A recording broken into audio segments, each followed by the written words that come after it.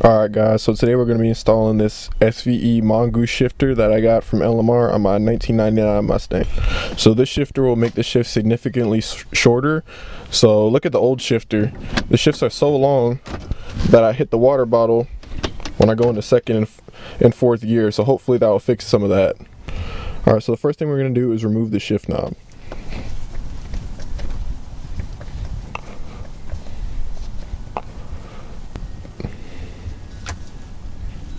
Take this little bushing off. Next thing we're going to do is remove the shift boot.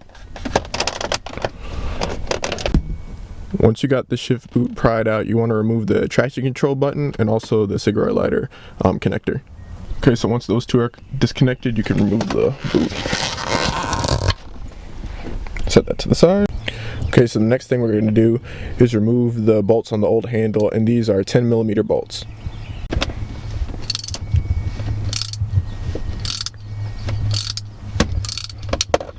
There are two bolts. I've already removed the top one. Now let's remove the bottom one. Once both bolts are removed, you can go ahead and take out the handle. There we go. Okay, so there are 4 bolts holding on the dust boot. They're right here. 1, 2, 3, and 4 over there. Go ahead and remove those. They're 8mm bolts.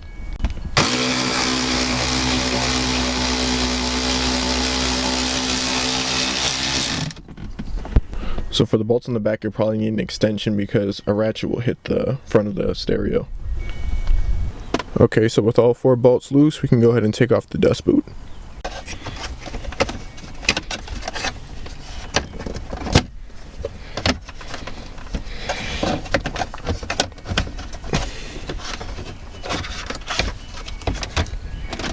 And now we can see our shifter. Okay, so now we can remove the 4 13mm bolts on the shifter. So just like before, you'll need an extension to get to the back 2 bolts. Alright, now with all 4 bolts out, you can go ahead and remove your old shifter. You might need to get a mallet to knock it free. Alright, so just take the mallet in. There you go. So here's a comparison of the old shifter versus the new shifter. Alright, so you want to clean up the mating surface because there's still some material left around it, and you can use a razor blade or a plastic scraper. I just stuffed some paper towel in the middle so no debris will get into the transmission. Okay, now the surface is all clean. Okay, so now you're going to want to lay your new rubber gasket, or you can use RTV gasket maker if you want to. Okay, place down your shifter carefully, just make sure you don't move the gasket, and then use the supplied bolts that came with the shifter. Don't reuse your factory bolts because they won't be long enough. Okay, so I went ahead and started all 4 bolts on the shifter, and you want to tighten them in a crisscross pattern. Okay, so now we're going to adjust our shift stops. This is so you don't overextend the transmission. So you want to push it from, if you're in neutral, you want to push it to 4th gear, and just so the bolt touches the shifter, and then you want to back it out at half a turn.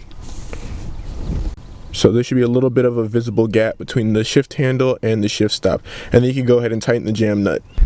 Alright, so now that this stop is adjusted, we're going to put it into 3rd gear